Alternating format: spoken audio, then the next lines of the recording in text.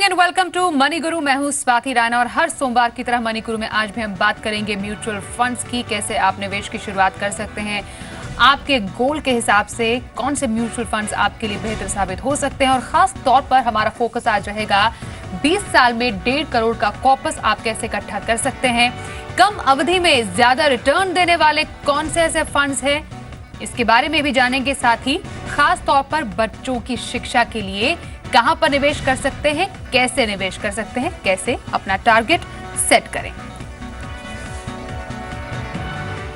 बहुत सारे दर्शकों के सवाल हमारे पास आए हैं म्यूचुअल फंड से रिलेटेड, और आपका भी अगर कोई सवाल है तो हमारे साथ जुड़ने का तरीका बेहद ही आसान है। आप हमें ईमेल कीजिए moneyguru@zmedia.slgroup.com।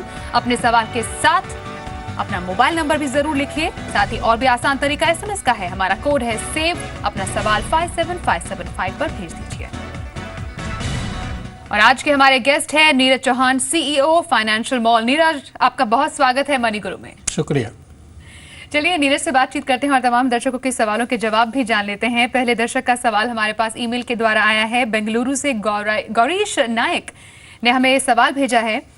ये 20 साल में 1.5 करोड़ का कॉर्पस इकट्ठा करना चाहते हैं। इन्होंने एसआईपी भी शुरू की है, कुछ फंड्स भी इन्होंने हमारे सामने मेंशन किए। पिछले 6 महीने से ये म्यूचुअल फंड में एसआईपी कर रहे हैं, और कुछ फंड्स जो हम आपको बताएं उसमें से आईसीआईसीआई फोकस ब्लू चिप में 3,000 रुपए की एसआईपी, आईसीआईसीआई वैल्यू डिस्कवरी में 3,000 की एसआईपी, एसबीआई ब्लू चिप में 2,000 की एसआईपी करते हैं, एसबीआई मैग्नम ग्लोबल में 2,000 की एसआईपी, एलएनटी इंडिया वैल्यू में 3,000 की एसआईपी, और साथ ही डीएसपी बीआर माइक्रो कैप में 3,000 रुपए की इनकी एसआईपी है। तो एसआईपी की इन्होंने शुरुआत तो कर दी है। एनुअल इनकम इनकी 6.5 है। अब ये जानना चाहते हैं कि जिस तरीके से उन्होंने अपनी एक पोर्टफोलियो प्लानिंग की है, क्या अपने गोल की तरफ ये बढ़ पाएंगे। हालांकि गोल इन्होंने बोला जरूर है 20 साल के लिए 1.5 करोड़, लेकिन क्या करंट इन्वेस्टमेंट इनके लिए सही है। तो नीरज, आपसे जानना चाहेंगे, ऑलरेडी इन्होंने म्यूचुअल फंड में एसआईपी से शुरुआत कर तो दी है, लेकिन आपको लगता है इतना काफी है अपने गोल को अचीव करने के लिए?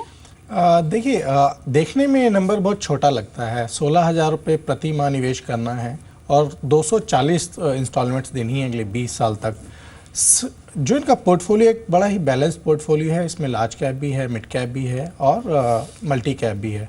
अगर ये 16,000 रुपये महीने दर महीने इसी तरीके से निवेश जारी रखेंगे अगले 240 महीने तक, डिसिप्लिन इंपॉर्टेंट है, तो वो वाकई में 1.5 करोड़ रुपया जुटा पाएंगे, एज्यूमिंग कि इनका रेट ऑफ रिटर्न 14% के करीब हो, जो कि एक लंबी अवधि में हमने देखा है म्यूचुअल फंड में आता है, खास तौर पर जब इस तरीके का पोर्टफोलियो हो जहां मल्टी कैप, लार्ज कैप और मिड कैप तीनों ही कैटेगरी के फंड्स इन्होंने लेके रखे हैं।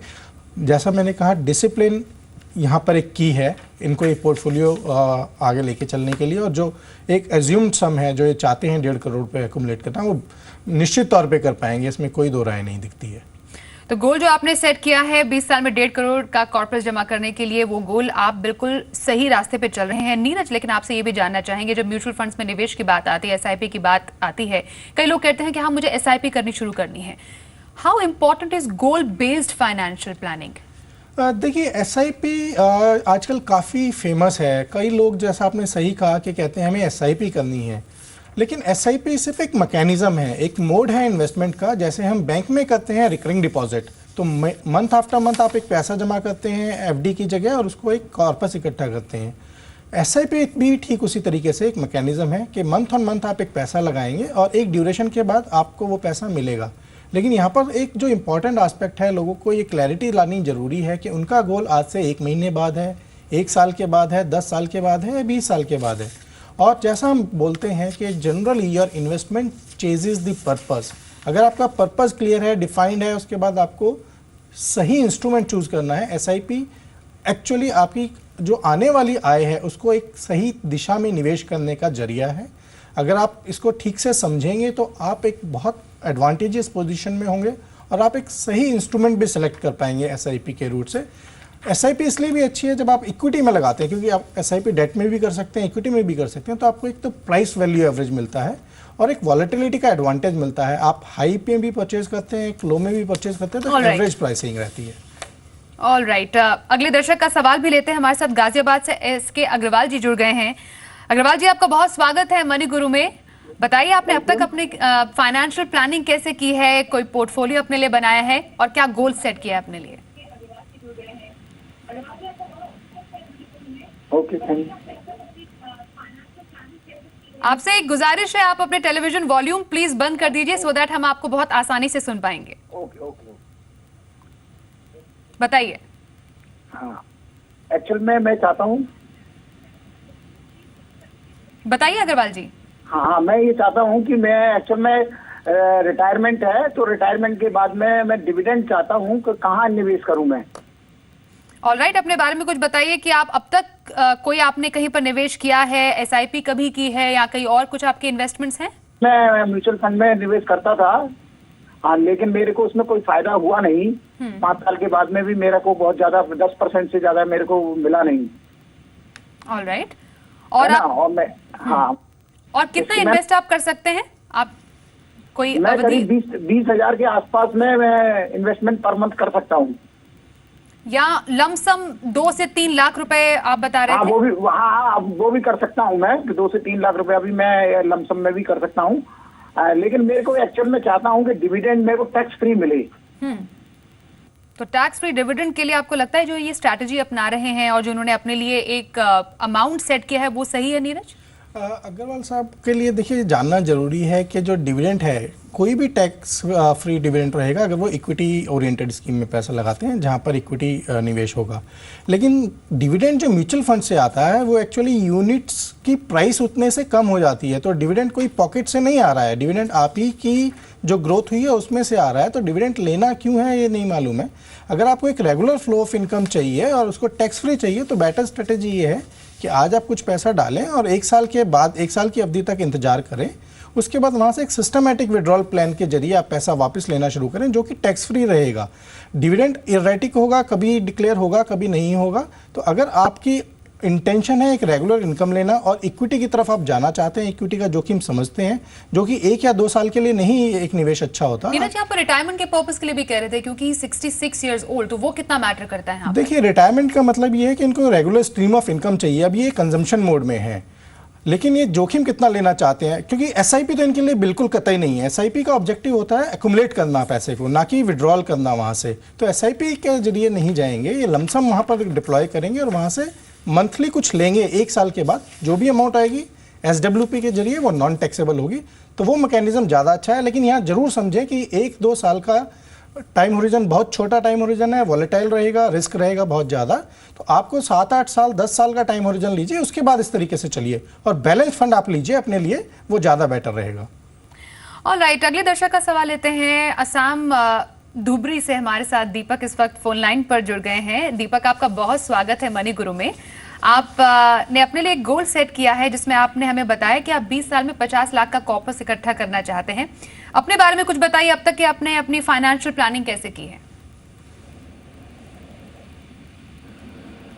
दीपक, आप हमें सुन पा रहे हैं?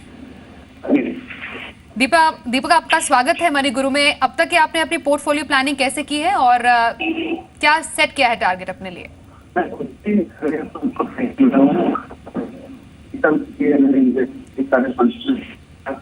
दीपक की एक्चुअली शायद यहाँ पर आवाज में थोड़ा बहुत कुछ शायद कनेक्शन में कुछ प्रॉब्लम है। जब तक फिर से कनेक्ट होता है कॉल, हमारे पास इनका ईमेल भी है। इन्होंने ऑलरेडी कुछ एसआईपीज की हुई है नीरज, और ये चाह रहे हैं कि 20 साल में 50 लाख का कॉर्पस इकट्ठा करें। पोर्टफोलियो कैसा है जानना चाह रहे हैं, क्योंकि इसमें से लगभग 4,500 रुपए ये एसआईपी करते आए हैं और कुछ फंड्स भी जैसे कि SBI Blue Chip Fund, ICICI Pru Value Discovery, UTI MNC, HDFC Mid Cap Opportunities Fund, इनमें इन्होंने एसआईपी की हुई है। अब इतना जो 4,500 रुपए का इनका निवेश है, काफी है इनका गोल अचीव करने के लिए? देखिए जो सिलेक्शन ऑफ स्कीम्स है वो ठीक है, उसमें कोई वेरिएशन की ज़रूरत नहीं है, उसमें कुछ चेंज करने की ज़रूरत नहीं है। एक्चुअली इनको अपना एसआईपी 4.5 से बढ़ा करके 5,000 करना होगा अपना 50 लाख का गोल अचीव करने के लिए। और इन्होंने एक बात और बोली है कि ये टाटा बैलेंस फंड में जाना चाहते हैं, एचडीएफसी मिड कैप में। तो मेरे ख्याल से 20 साल के नज़रिए से अगर आप देखें तो एक स्मॉल एंड मिड कैप अच्छी कैटेगरी है रहने के लिए। बैलेंस फंड शायद उतनी रिटर्न जनरेट नहीं करेगा जितनी small and mid cap return generate करेगा। तो मेरे ख्याल से इनको अपना जो कंट्रीब्यूशन है वो बढ़ाना चाहिए। 4,500 की जगह 5,000 कर देंगे तो 50 लाख रुपए अगले 20 साल में जुटा पाएंगे।